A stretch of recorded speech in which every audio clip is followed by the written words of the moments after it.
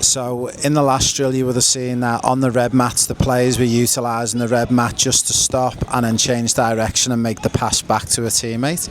Now what we're encouraging the red mats on the floor is to perform a skill.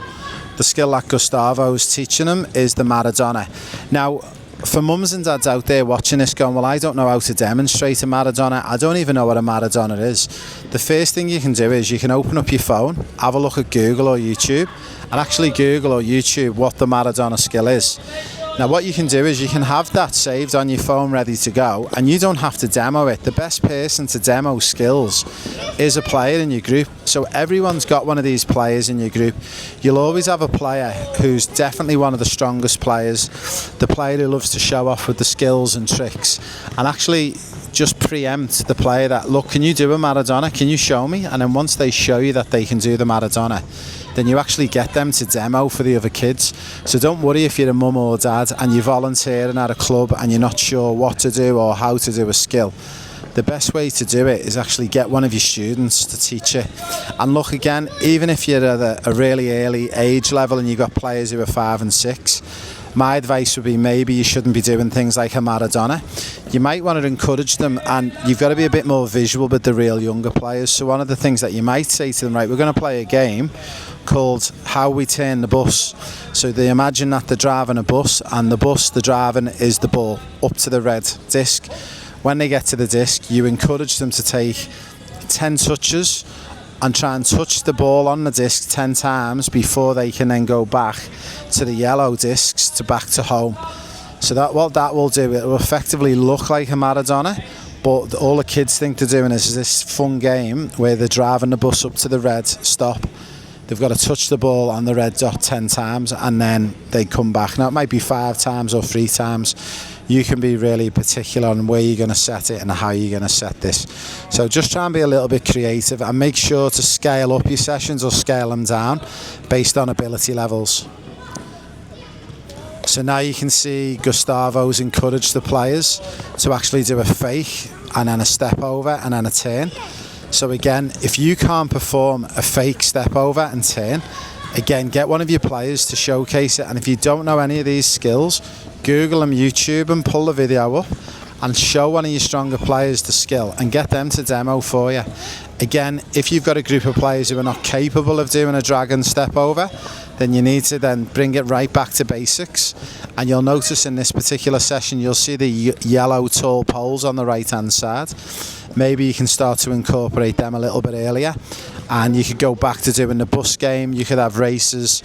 But again, what you'll notice in here is our players within this 10-minute period have probably all had 300 to 400 touches of the ball in 7 or 8 minutes, and that's what we want, maximum touches at every session. Remember, our aim is to have 8,000 to 10,000 touches in every session that we're part of or that we partake in.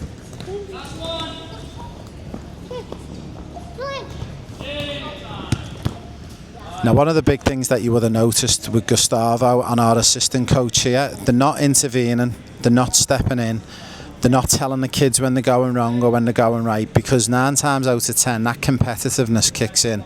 They all know who the stronger player is in the group, and they will watch that stronger player and they will look for visual cues and they will learn the skill. This is where we don't need to step in and keep interrupting. This is one of the biggest problems that we discovered in the Premier League. It was that we overcoached players in the Premier League going back to 2010 and 11, and there was too much interventions and too much coaching. Again, you want to just allow the game to be the teacher. You set up the environment with the balls and the cones and the poles, and then allow the game to be the teacher. So we're just doing one more addition to this, and then we're going to move on to our next section. So we'll just watch what Gustavo's showing them. So the good thing with Gustavo, he is capable of doing a demonstration. But again, if you're not able to do demonstrations, use one of your players in the group to help you with that demonstration.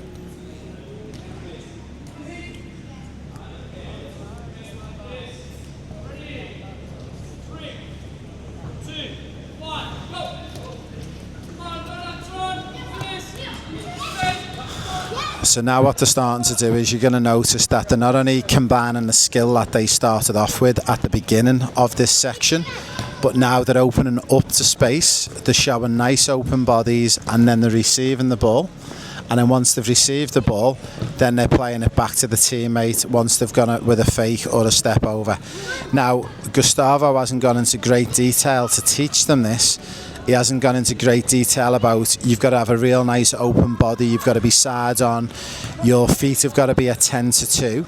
He's just told them, do the Maradona, up to the red mat, open up your body, receive the ball, and then play that ball with a fake and then pass it back to a teammate. So again, one of the big things that we make the mistake of with a lot of our young players in Australia, in the USA, in Canada, Middle East, is again, we give them too much detail. Something as simple as receive the ball, and then can you open up your body and go as wide as you can without going too far? That's enough information. You don't need to go into the technical detail on how you open your body up and how you go side on.